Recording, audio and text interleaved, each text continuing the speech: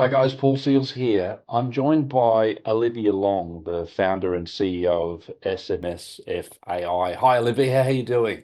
I'm doing great. Thank you, Paul. Great. Thank you so much for joining us and providing this information for our clients and our community in relation to being empowered and becoming responsible for taking control, or potentially if they're taking control of their self-managed super funds. So can you talk to us a little bit about, share a little bit about your background, because I've known you for quite a while. So.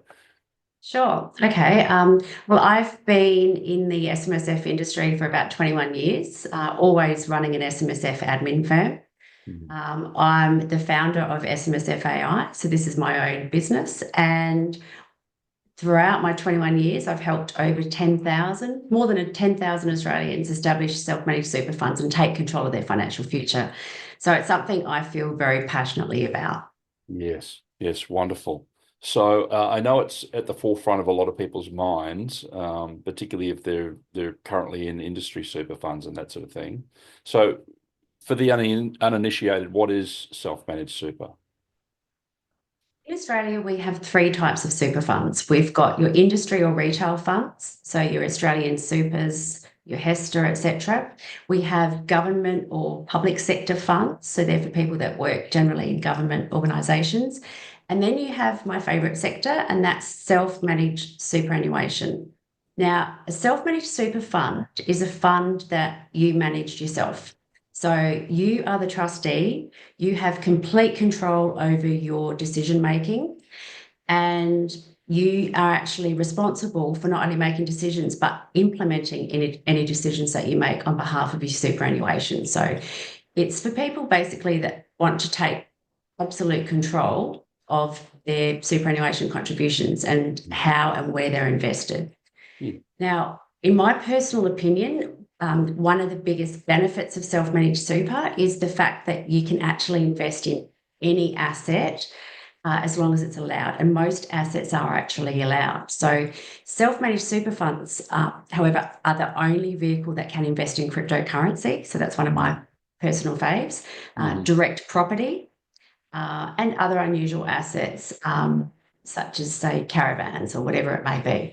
Mhm. So in many cases, not access to these types of assets not only result in a better rate of return, but in some instances, like we've seen particularly over the last 5 years, Paul, Mhm. by investing in assets such as Bitcoin, Mhm.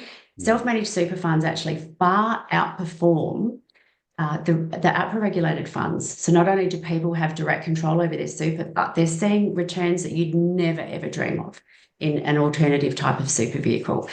And to back up those stats, just released last week actually was the statistics to 30 June 2023 that say that the average rate of return for an APRA regulated fund was just 5.3%. So let's compare that to an SMSF that was actually reported at 6.5%. But I Mhm. know for my personal self-managed super fund and many of our mutual clients, we've seen, returns far exceed those figures. So I actually think those figures are just embarrassingly low, Yes. to actually appoint, the experts to manage your fund and get you 5.3%. I can tell you a term deposit or a fixed interest product that's paying 7.95% today.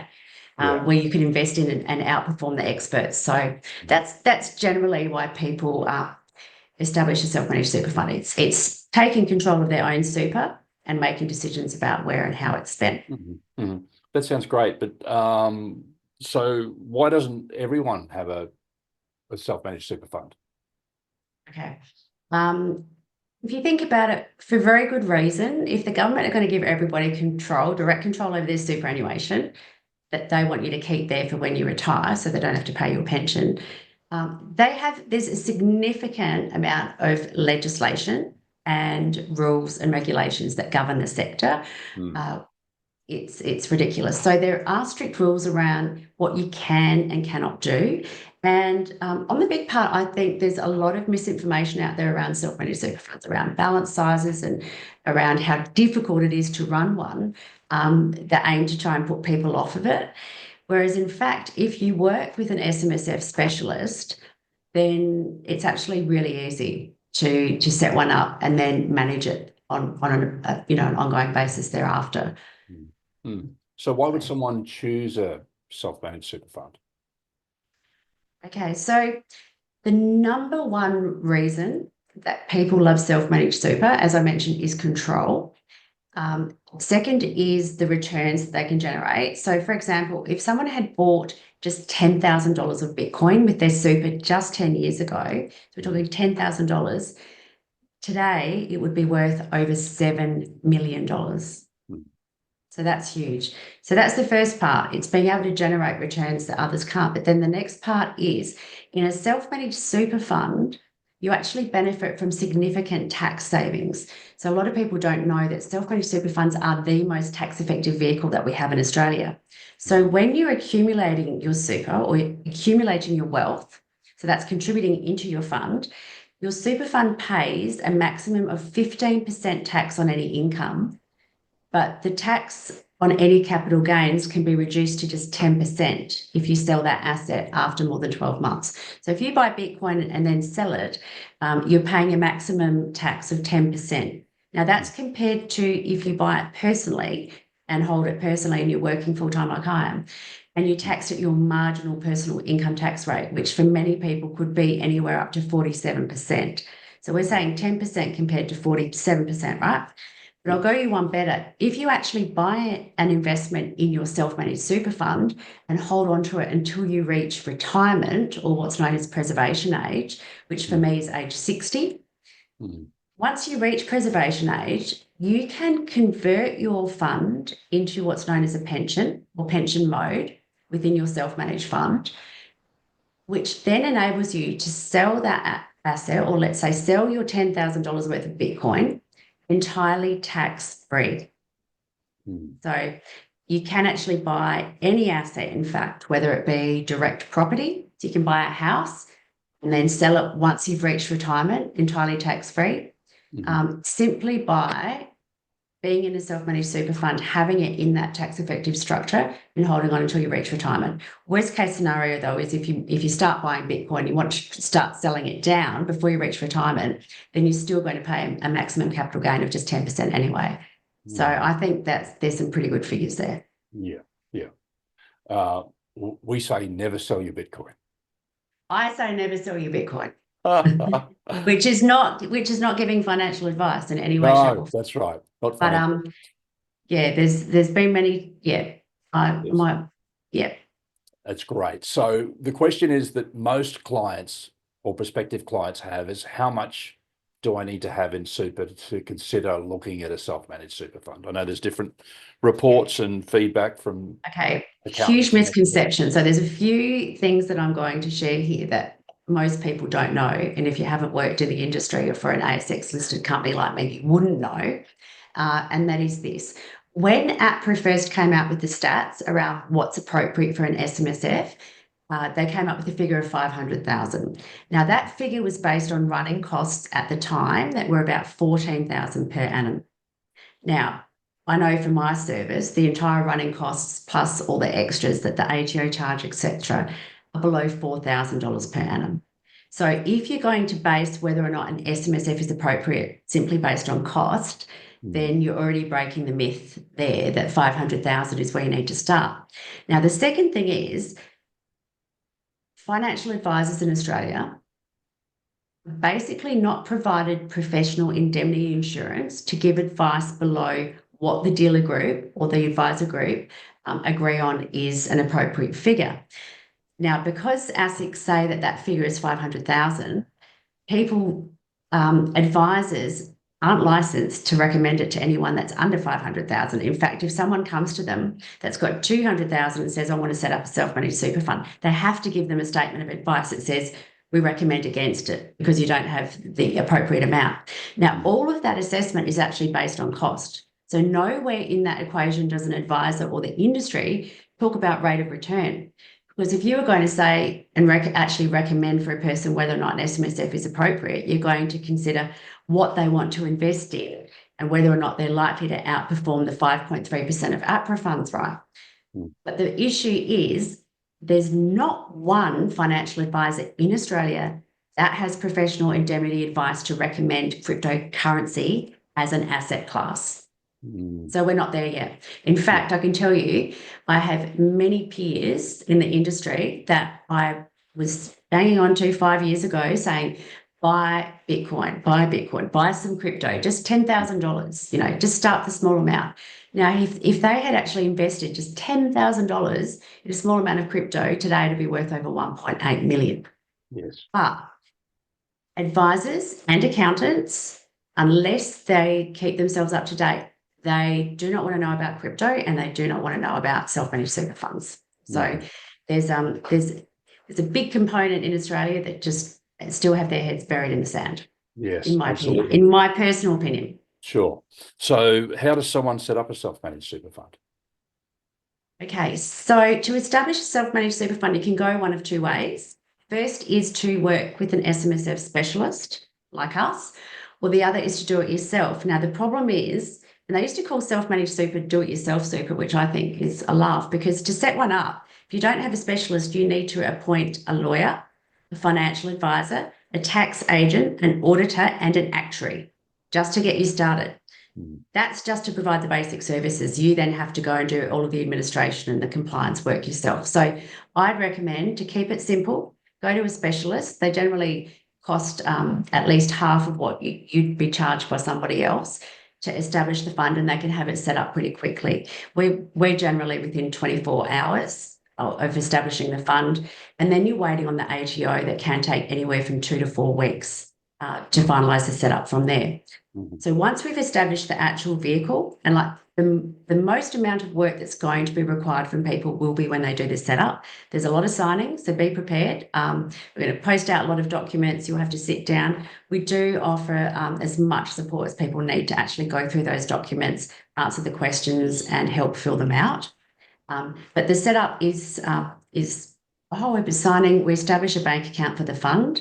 Once we get the ABN and this complying status from the ATO, we basically assist you with the rollovers into the fund. And once the money and the cash is in the account, it's as easy as establishing your trading accounts and starting to invest from there. Okay, wonderful. And then, so what's the criteria for as far as purchasing property is concerned in self-managed super funds? Okay, so there's two things to note about buying property. One is that you can buy property outright, in which case you can buy any property of your choice. The other is to buy property under what's called a limited recourse borrowing arrangement. Now, this is basically a fancy way of saying borrowing money from the bank. And because there's a fancy arrangement about it, to set that up, there are some additional fees outside of buying it outright, but you get the benefit of borrowing anywhere up to 70% as an LVR against a property. So you can actually leverage your super and get into better property by borrowing inside that vehicle. Now, the only things to note is if you're buying property with your super, you can't benefit from the purchase of any of your assets in the super fund now. So that's something I should have mentioned earlier, Paul, is think of super as it is absolutely your money, just not yet. Yes. So that means if you buy a property, you can't actually buy a property and live in it. You cannot buy a property and allow your family members to live in it.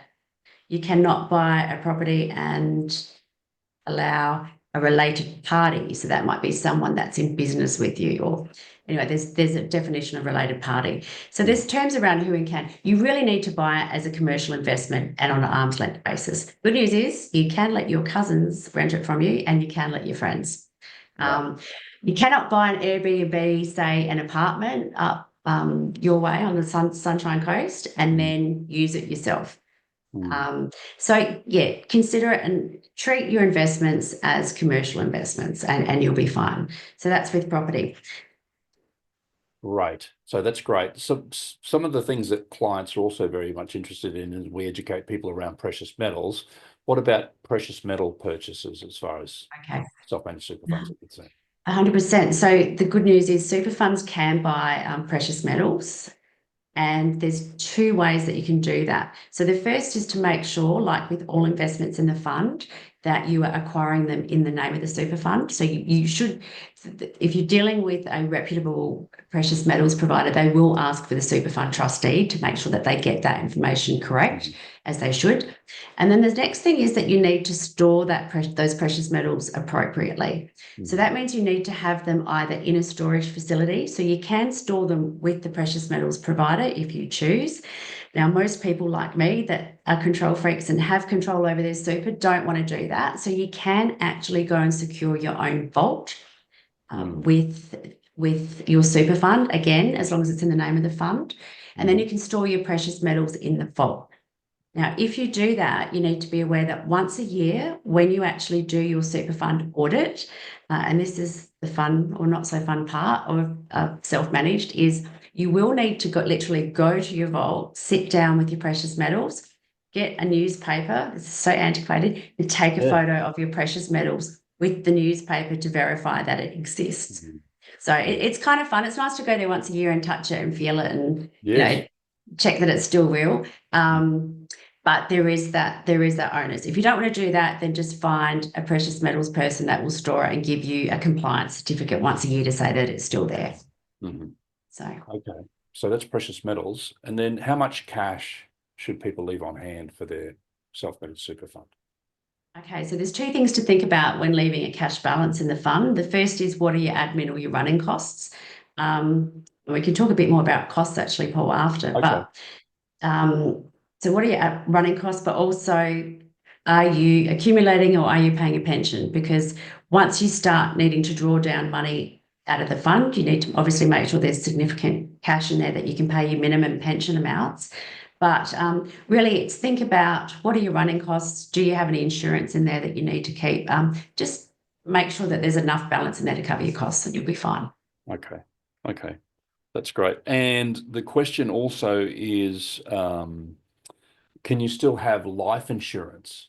Can you still have life insurance inside your self-managed? Absolutely. So, and that's a great thing to mention, Paul, because before people actually roll over from their existing super funds, they should have a look at whether or not they've got any insurance benefits attached to it. Yes. So there are two things there. The first is that if they've got insurance benefits attached and they're in poor health, and it might be hard to get direct insurance personally, it might actually be better to leave a balance in their current super fund just to preserve that insurance. And to do that, I would recommend calling up the actual super fund, asking them what that minimum amount is, and then making sure that you leave a buffer there and enough money to make sure that that insurance is preserved. And you'll need to keep an eye on that. With the self-managed fund, though, you can actually go to an insurance specialist who will seek insurance on your behalf. They don't charge for this. And the fund itself can own the life insurance, and they can own the trauma and disability insurance as well, and they can pay the premiums for that. So sometimes that's a good thing, because people, I won't want to pay my life insurance premiums out of my cash flow every week, but I'm happy to pay for it out of my super fund, for example, because they're not cheap. And I think the important thing to note there is seek a reputable provider when you're dealing with your insurance, because it's not always about the best price. You might be able to solicit an insurance provider that's going to give you a cheap price, but when you actually need the benefits paid out and something goes wrong, they'll find every excuse in their FSG for whatever reason to not pay those benefits. For me personally, I know in dealing with an insurance expert, he handles the claims. So he knows who does and who doesn't actually pay out when people need that money. So there's always more to everything you're looking at than what you might initially think about on the surface. For sure. We touched on this before as well, but a lot of people are under the misconception that they need to have hundreds of thousands of dollars in their super fund. Most of the conversation I said to when I have with people initially is, have you considered it? And they're always like, I don't have much in my super fund. So I think that's probably the biggest misconception that I run into as far as having conversations with people initially. Does that happen for you as well? Yeah, it does. And look, when I was licensed, there's a very fine road in how you answer that question, because again, you're not licensed to say it's appropriate for anything other than $500,000. But the fact is, you can establish a fund with any balance that you like. The running costs on an average year which I mentioned to you, Paul, all up Mm. might be, I know my fees, including the audit and everything, are around $2,500 to $3,000. Yes. ATO charges a levy every year. There are some small costs involved. For example, if you've got precious metals and paying for your vault, Yes. etc. But what I ask a lot of people is, even if they've got, say, $100,000 sitting there, the first question I ask them is, how much are you paying your current super provider every year? Mm. Not one person that would have any idea. Even those that print off their statements for a meeting and come in to see me, it's still so hard to work out what your annual fee is.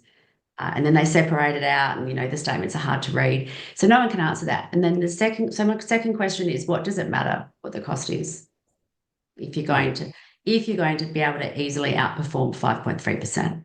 Like I said, there are fixed interest investments that pay 7.95 before you do anything, and you already have direct control, and you're doing better than the fund managers. So my answer to that is any amount is viable. It really depends on you and what you think you can do with the fund. Now, the next point to make there, Paul, is that the self-managed super fund can actually have up to 6 members.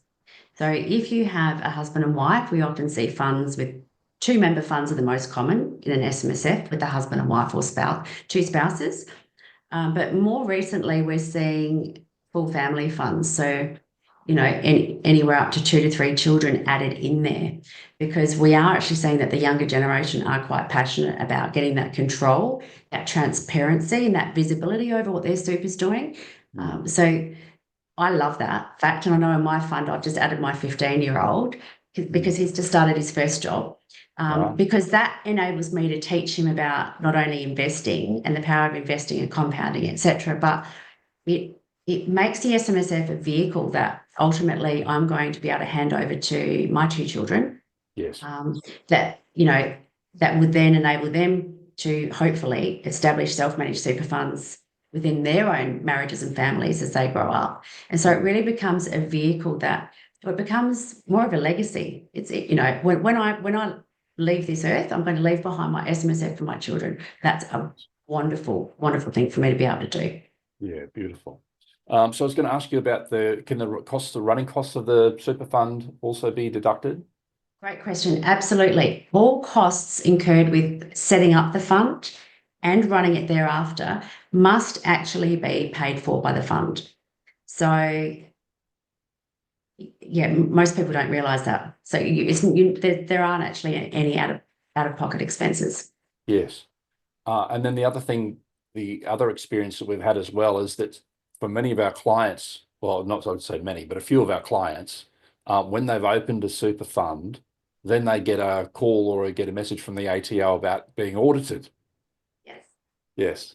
What happens Okay, there? So the ATO are clamping down. I call it a barrier to entry, but they're clamping down because there's been such a spike in the number of people wanting self-managed super funds. That and the fact that the sector's now ticked $1 trillion of wealth, so it's pretty significant now. And that is that they want to make sure that trustees know what they're doing as part of setting up a fund and know their roles and responsibilities. Look, if someone's actually interested in establishing a fund, I've got a little booklet, an ATO booklet that I give people to have a read through. So they do understand the key rules, like it's your money, but not yet. And you can't actually withdraw money and use it for yourself, or you can't buy Bitcoin and then give your Bitcoin to a mate or use it to buy anything. Everything is traceable. And becoming even more traceable. So you really need to know what the main rules are. But when you get that call, you need to be able to say why you want a super fund. And I think they're calling to check on 2 other things. Are you getting advice about establishing a fund? And if so, who was it from? And what balance are you going to have? So they're trying to suss out whether or not people are spruiking SMSFs for people that don't have that $500,000 figure. Yes. And the other thing is they want to know what you're going to do with it, because we've seen an increase in people who have set up self-managed funds and just withdrawn the money out, and that's illegal. So we're going to start to see, unfortunately, the ATO clamping down on people doing that. Yes. Yes. So we talked about, you said the super funds can have multiple members as well. I get sort of all sorts of interesting questions from clients about like wanting to syndicate and that sort of thing to get involved with projects as well. Can they link their super funds in that regard if they want to get involved in They projects? can. Look, they can, and there are ways to do. There are ways to do to structure things so that they can pull funds for investments. Mhm. The one thing to be wary of is that I have seen in my time a lot of relationships that start out Yes, fine, and then I don't know if you have, Paul, and then they just go I do. sour.